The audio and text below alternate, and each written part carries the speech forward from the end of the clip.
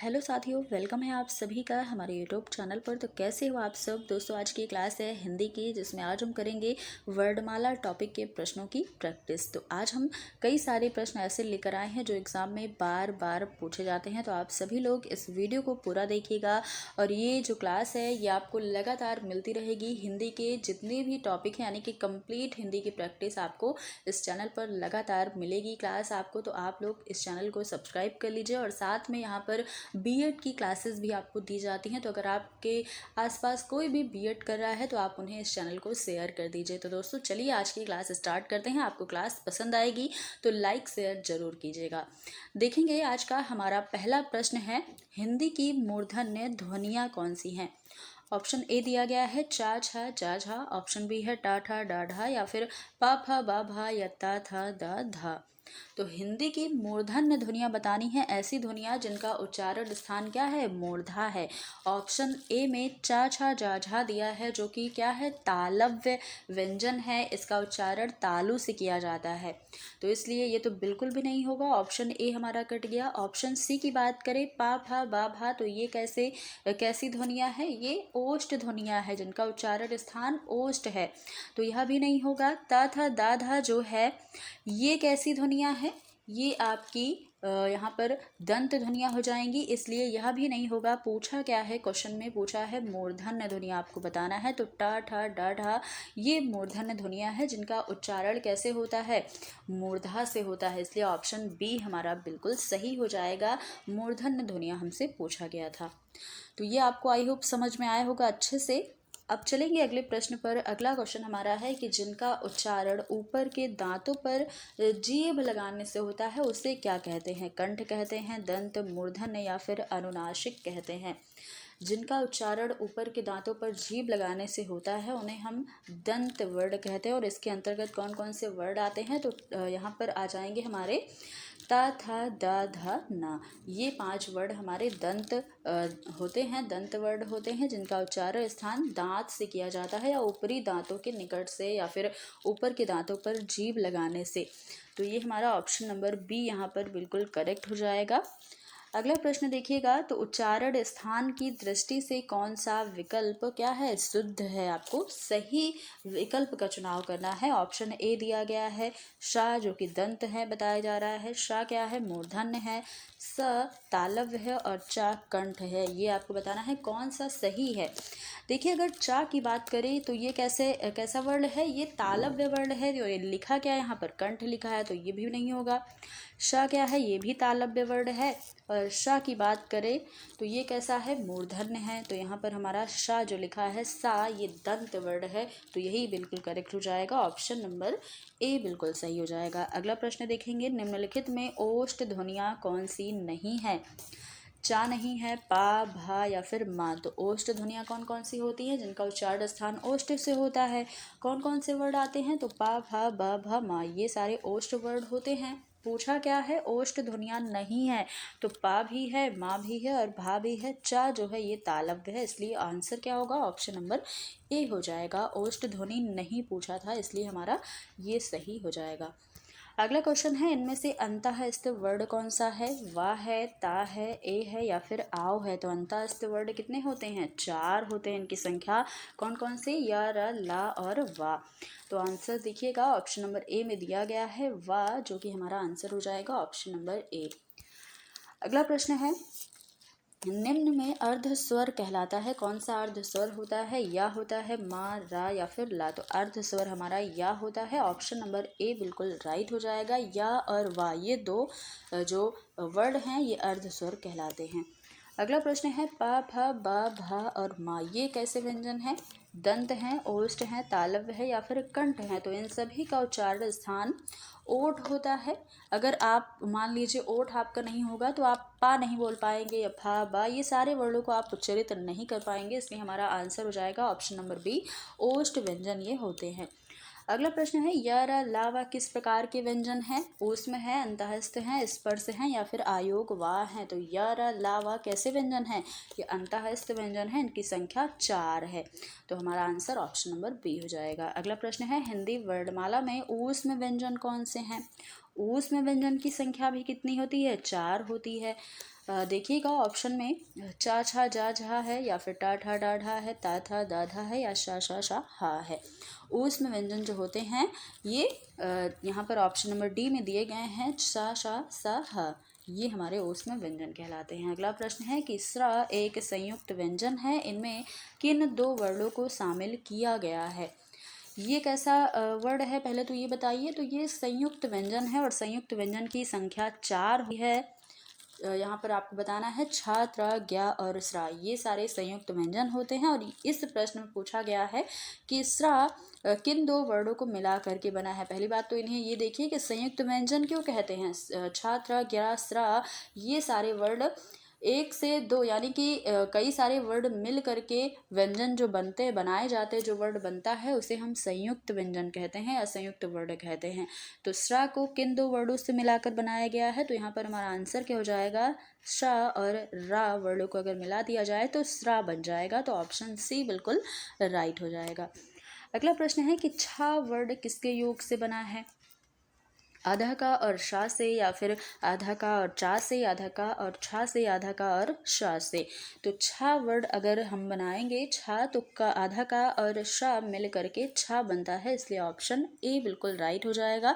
ऐसे प्रश्न बार बार एग्जाम में देखने को मिलते हैं, तो आप इसे खूब प्रैक्टिस कीजिए। जब आप प्रैक्टिस करेंगे क्वेश्चनों की, तभी आपको अच्छे से चीज़ों को समझ में भी आएगा। और बार बार आप अगर प्रैक्टिस करते रहेंगे तो आपका टॉपिक भी अच्छे से तैयार हो जाएगा। और थ्योरी तो आप पढ़ ही रहे होंगे, ये हम उम्मीद करते हैं। अगला प्रश्न है, देखिएगा कि निम्न में से संयुक्त व्यंजन कौन सा नहीं है। या है, छा है, त्रा है, या फिर क्या है। तो संयुक्त कौन सा नहीं है, संयुक्त कौन कौन से होते हैं, छा त्रा ज्ञा और स्रा होते हैं। छा भी यहाँ पर है, ज्ञा भी है और त्रा भी है। तो या जो है ये कैसा वर्ड है, ये अंतःस्थ व्यंजन है, तो इसलिए हमारा यही आंसर हो जाएगा। पूछा क्या है, संयुक्त व्यंजन कौन सा नहीं है। अगला प्रश्न है, संयुक्त व्यंजन क्या है, ये कैसे बना है। गा और या से, जा और आधा जा और या से, आधा गा और ना से, या फिर आधा का और गा से। तो जो क्या व्यंजन है ये संयुक्त व्यंजन है और ये आधा जा और इया से मिलकर के बना है, इसलिए ऑप्शन बी राइट हो जाएगा। अगला प्रश्न देखिएगा, तो त्रा किन वर्डों के सहयोग से बना है। ता और आ से, आधा ता और रा से, ता और आधा रा, या फिर त्रा और आधा त्रा और आ से। तो ये जो त्रा है ये आधा ता और रा से मिलकर के बना है, ऑप्शन बी बिल्कुल सही हो जाएगा। तो यहाँ पर जितने भी संयुक्त व्यंजन थे उन सभी को हमने देखा है कि कैसे ये बनाए गए हैं, किन के सहयोग से। अगला प्रश्न हमारा है, देखिएगा, निम्न में से कौन एक अल्प प्राण ध्वनि है। तो सबसे पहले तो ये जानिएगा कि अल्प प्राण और महाप्राण कौन कौन से वर्ड होते हैं। अल्प प्राण और महाप्राण किसी भी वर्ग के पहला, तीसरा और पांचवा वर्ड जो होता है वो अल्प प्राण कहलाता है, जबकि दूसरा और चौथा क्या कहलाता है, महाप्राण कहलाता है। अब जैसे ऑप्शन देखेंगे, पहला है का, खा, घा और धा। तो ये ऑप्शन दिए गए हैं, पूछा क्या है, अल्प प्राण पूछा है। तो ये देखिएगा, का क्या है, का अपने वर्ग का पहला वर्ड है। का और खा अगर देखें तो ये दूसरा है, तो ये दूसरा है, तो ये महाप्राण हो जाएगा। पूछा क्या है, अल्प प्राण पूछा है, और अल्प प्राण पहला, तीसरा और पांचवा होते हैं। अगर घा की बात करें क्यों नहीं है, तो का, खा, गा, घा ये चौथा हो जाएगा। तो दूसरा चौथा क्या होता है, महाप्राण होता है, तो ये भी नहीं होगा और ये भी नहीं होगा। धा की बात करें तो ता था दा धा, ये भी चौथा है, इसलिए यह भी नहीं होगा। अल्प प्राण है तो ये पहला हो जाएगा, यानी कि ऑप्शन नंबर ए का हमारा अल्प प्राण ध्वनि है। अगला प्रश्न पूछा है कि कौन सी ध्वनि महाप्राण नहीं है। देखिए यहाँ पर महाप्राण नहीं है, यानी कि यहाँ पर भी आपको अल्प प्राण ही बताना है। ऑप्शन है खा, घा, जा और झा। तो महाप्राण नहीं है यानी कि अल्प प्राण है, तो पहले ऑप्शन में तो खा दिया है जो कि दूसरा है, तो दूसरा क्या है, तो महाप्राण है, इसलिए यह भी नहीं होगा। घा क्या है, तो ये चौथा है, यह भी नहीं होगा, ये महाप्राण के अंतर्गत आएगा। और अगर झा की बात करें तो यह भी चौथा है, इसलिए यह भी नहीं होगा। अब जा जो है ये हमारा अल्प प्राण है। पूछा क्या है, महाप्राण नहीं है यानी कि अल्प प्राण है। तो जा हमारा पहला वर्ड होता है, किसी भी वर्ग का, अपने वर्ग का ये पहला वर्ड होता है, इसलिए हमारा सॉरी ये तीसरा है चा छा जा, तो तीसरा है तो तीसरा भी हमारा अल्प प्राण के अंतर्गत ही आएगा, पहला, तीसरा और पांचवा, इसलिए हमारा ऑप्शन नंबर सी बिल्कुल करेक्ट हो जाएगा। देखिए गलतियां सबसे होती हैं, हम भी इंसान हैं, आप भी इंसान हैं, गलतियां तो हो ही जाती, तो इसको इग्नोर किया करिए। अगर छोटी मोटी गलती है तो उसको हम सुधार करके आपको बता भी देते हैं, इसलिए उस पर ज़्यादा ध्यान मत दीजिएगा और ऐसे गलत कमेंट जो लोग करते हैं वो ना कीजिएगा तो ज़्यादा सही रहेगा। आप चलेंगे अगले प्रश्न पर कि सभी महाप्राण वर्णों वाला समूह कौन सा है। महाप्राण वर्ण वाला समूह आपको बताना है, महाप्राण कौन कौन से होते हैं। दूसरा और चौथा वर्ण हमारा महाप्राण होता है। ऑप्शन देखिए तो पहले में खा छा और ठा दिया गया है, दूसरे में धा चा और डा दिया गया है, और तीसरे में मा शा और धा, चौथे में या दा और घा दिया गया है। महाप्राण दूसरा चौथा हमको ढूंढना है, तो आसानी से यहाँ पर ढूंढिएगा। पहले में अगर देखें तो खा क्या है, दूसरा है, चा छा ये भी दूसरा है, टा ठा ये भी दूसरा है, तो दूसरा है, यहाँ पर तीनों दूसरे वर्ण है यानी कि महाप्राण है, तो समूह हमको इसमें मिल गया है महाप्राण वर्णों का, तो ऑप्शन ए ही हमारा सही हो जाएगा। अगर बात करें दूसरे में क्यों महाप्राण वाला समूह नहीं है, तो चा क्या है, चा तो पहला वर्ण है, जबकि पहला वर्ण अल्प प्राण होता है, इसलिए यह भी नहीं हुआ। अगर डी में देखें तो ये जो या लिखा हुआ है यह अंतःस्थ व्यंजन है और व्यंजन अल्प प्राण के अंतर्गत आता है, इसलिए हमारा ये ऑप्शन भी नहीं होगा। अगर सी की बात करें तो इसमें माँ अगर देखा जाए तो ये पांचवा वर्ड है, पा फा बा भा माँ, तो पांचवा वर्ड भी अल्प प्राण में आता है, इसलिए हमारा ये तीनों ऑप्शन गलत हो गया है, जबकि पहला ऑप्शन बिल्कुल सही है। अगला प्रश्न है प्रत्येक वर्ग का दूसरा और चौथा वर्ण क्या कहलाता है। महाप्राण, अल्पप्राण, उच्छिष्ट या अनुनासिक, तो दूसरा और चौथा क्या कहलाता है, महाप्राण व्यंजन कहलाता है, और पहला, तीसरा, पांचवा क्या कहलाता है, तो ये अल्पप्राण कहलाता है। ऑप्शन हमारा ए बिल्कुल राइट हो जाएगा। अगला प्रश्न है आयोग वाह कहा जाता है किसे, विसर्ग को, महाप्राण को, संयुक्त व्यंजन को या फिर अल्प प्राण को। तो आयोग वाह हम विसर्ग को कहते हैं। आयोग वाह कौन कौन से होते हैं, तो अन जो है और आहा, ये हमारे आयोग वाह वर्ण होते हैं और ये हम विसर्ग को कहते हैं, इसलिए हमारा ऑप्शन नंबर ए बिल्कुल राइट चला जाएगा। अगला प्रश्न देखिएगा, जिन ध्वनियों की गणना ना तो स्वर में की जाती है और ना ही व्यंजन में की जाती है उसे हम क्या कहते हैं, आगत कहते हैं, ऊष्म, अंतःस्थ या फिर आयोग वाह कहते हैं। तो जो अन आ होते हैं यानी कि आयोग वाह वर्ण, ये हमारे ना तो स्वर होते हैं और ना ही व्यंजन में काउंट किए जाते हैं, इसलिए ऑप्शन नंबर डी बिल्कुल राइट हो जाएगा। आपको ये प्रश्न कैसे लग रहे हैं और आप कितने प्रश्नों को सही कर पा रहे हैं, ये सारी चीज़ें आप कमेंट बॉक्स में ज़रूर बताइएगा। चलते हैं अगले प्रश्न पर। हमारा प्रश्न है कि हिंदी वर्णमाला में अन और आहा क्या है, स्वर है, व्यंजन है, आयोगवाह है या फिर संयुक्त व्यंजन है। तो अन और आहा जो है ये आयोगवाह वर्ण होते हैं, ऑप्शन नंबर सी बिल्कुल राइट हो जाएगा। अगला प्रश्न है जब एक ही ध्वनि का द्वित्व हो जाए तब वह क्या कहलाता है, संयुक्त ध्वनियाँ, युग्मक ध्वनियाँ, संपृक्त ध्वनियाँ या पारस्परिक ध्वनियाँ। जब एक ही ध्वनि का द्वित्व हो जाए तो हम उसे द्वित्व व्यंजन, द्वित्व ध्वनियाँ या युग्मक ध्वनियाँ कहते हैं। तो ऑप्शन बी जो आपको याद रखना है क्या होती हैं, युग्मक ध्वनियाँ कहलाती हैं। अगला प्रश्न है काकल्य वर्ण कौन सा है, या है, सा है, हा है या फिर अड़ा है। तो काकल्य वर्ण हमारा हा होता है, ऑप्शन नंबर सी यहाँ पर बिल्कुल राइट हो जाएगा। अगला प्रश्न है अंतःस्थ और ऊष्म वर्ण कितने हैं। अंतःस्थ आपको मैंने बताया 4 होते हैं, या रा लावा, और ऊष्म की बात करें तो यह भी 4 होते हैं। कौन कौन से, शा शा शा और हा। तो इन सभी को अगर मिला दिया जाए तो कितने हो जाएंगे, 8 हो जाएंगे। ऑप्शन नंबर बी हमारा बिल्कुल करेक्ट हो जाएगा। अगला प्रश्न है प्रत्येक शब्द की वर्तनी के सभी वर्णों को उसी क्रम में अलग अलग दिखाना क्या कहलाता है। अब मान लीजिए कोई शब्द है और उसी जितने भी वर्ड उसमें हम उसको क्रम से अलग करें तो उसे हम कहेंगे क्या, वर्ण संयोजन, वर्ण विच्छेद, संधि और वर्ण संधि विच्छेद। देखिए यहाँ पर मान लीजिए दिखाना शब्द जो लिखा है इसे अगर हम क्रम से अलग अलग करें तो पहले हम क्या लिखेंगे, आधा दा लिखेंगे, फिर छोटी ई लिखेंगे क्योंकि छोटी की मात्रा लगी है, फिर क्या लिखेंगे, आधा खा लिखेंगे, फिर बड़ा आ लिखेंगे। इस प्रकार से जब हम इसे अलग करेंगे तब ये हम इसको कहते हैं, इसे अलग करने को हम क्या कहते हैं, वर्ण विच्छेद कहते हैं। ऑप्शन नंबर बी यहाँ पर बिल्कुल राइट हो जाएगा। अगला प्रश्न है निम्नलिखित शब्दों में किस शब्द के द्वित्व व्यंजन है, पुनः, इलाहाबाद, दिल्ली या फिर उत्साह। तो कौन सा ऐसा शब्द आपको दिख रहा है जिसमें द्वित्व व्यंजन है, तो यहाँ पर हमको दिख रहा है सी वाला, जिसमें ला जो है ये 2 बार आया है। पहला ला जो है वो आधा है और दूसरा ला पूरा है, इसलिए ये हमारा द्वित्व व्यंजन कहलाएगा या द्वित्व ध्वनियाँ कहलाएगा। ऑप्शन सी बिल्कुल यहाँ पर करेक्ट हो जाएगा, ये आपको ध्यान रखना है। अगला प्रश्न है कि निम्नलिखित में से नासिक के व्यंजन कौन सा है?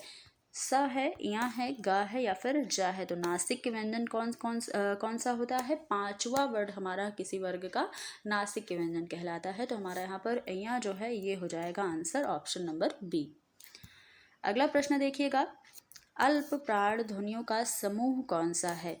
अल्प प्राण बताना है, यानी कि पहला, तीसरा और पांचवा आपको यहाँ पर ध्यान रखना है। देखिएगा, अल्प प्राण की बात की जाए तो कौन सा समूह है? का, खा, गा है या फिर चा, छा, या है, ता, था, ना है या फिर टा, ठा, ड़ा है। अल्प प्राण पहला, तीसरा, पांचवा होता है। अगर पहले में बात करें तो यहाँ पर खा है जो कि महाप्राण है, तो ये नहीं होगा। दूसरे में बात की जाए तो यहाँ पर चा भी है, चा, छा, जा यानी कि तीसरा भी है, पहला भी है और अय्या यानी कि पांचवा भी है। तो ये हमारा बिल्कुल राइट ऑप्शन हो जाएगा। यहाँ पर तीनों जो हैं ये तीनों ध्वनियाँ अल्प प्राण ध्वनियाँ है, तो ये हमारा बिल्कुल राइट है। अगला प्रश्न देखेंगे, किस शब्द में री स्वर नहीं है? कृपा में, कृष्ण में, दृष्टि में या फिर आज में। तो आप देख पा रहे होंगे री स्वर पूछा है किस में नहीं है, जबकि कृपा में री स्वर लगा है, दृष्टि में आप देख पा रहे हैं इसमें भी री स्वर लगा है, कृष्ण में भी री स्वर लगा है, जबकि आज में कोई भी री स्वर नहीं लगा है। इसलिए हमारा ऑप्शन डी ही करेक्ट हो जाएगा। अगला प्रश्न है कि यदि नीचे का होठ पूरी तरह से काट दिया जाए तो किस ध्वनि के उच्चारण में कठिनाई होगी? हालांकि ऐसा भगवान करे किसी के साथ हो ना, लेकिन अगर काट दिया जाए तो आप किस वर्ड का उच्चारण नहीं कर पाएंगे? ला का, बा का, धा का या फिर खा का। तो आप बोल कर देख लीजिए, बोलकर अगर आप देखेंगे तो ला भी आप बोल पाएंगे, ओठ आपके पास अगर भी एक भी ओठ नहीं होगा, अगर काट दिया जाएगा तो भी आप ला बोल लेंगे, खा भी बोल लेंगे, धा भी बोल लेंगे, लेकिन बा आप नहीं बोल पाएंगे। ये आपको ध्यान रखना है। तो ऑप्शन बी बिल्कुल राइट हो जाएगा। बा क्या, आप इस वर्ग के जो भी व्यंजन हैं, जो भी वर्ड हैं, उन सभी को नहीं बोल पाएंगे। पा, फा, बा, भा, मा, इन सभी को बोलने में आपको कठिनाई होगी। अगला प्रश्न देखेंगे तो घा का उच्चारण स्थान कौन सा है? मूर्धा है, कंठ है, तालु है या फिर दंत है। तो घा किस वर्ग में आता है? का वर्ग में आता है, यानी कि का, खा, गा, घा इसी वर्ग में आता है। और का वर्ग के जितने भी वर्ण हैं इन सभी को उच्चारित किया जाता है कंठ से, यानी कि गले से। तो हमारा आंसर हो जाएगा ऑप्शन नंबर बी, कंठ। तो ये थे दोस्तों आज के हमारे कुछ प्रश्न वर्णमाला टॉपिक के। अब अगली जो हमारी क्लास होगी उसमें हम कुछ अलग टॉपिक लेकर आएंगे, कुछ अलग टॉपिक के प्रश्न लेकर आएंगे। तो आज की क्लास आपको कैसी लगी ये ज़रूर बताइएगा, और कितना आपका स्कोर बना, कितने प्रश्नों को आपने सही किया, ये चीज़ भी आप कमेंट बॉक्स के माध्यम से ज़रूर बताइएगा। तो दोस्तों फिर मिलते हैं अगली क्लास में। अगर आपको क्लास पसंद आई हो तो लाइक शेयर कर दीजिएगा, और चैनल को सब्सक्राइब नहीं किया है तो चैनल को सब्सक्राइब भी कर लीजिएगा। तो फिर मिलते हैं अगली क्लास में, तब तक के लिए धन्यवाद।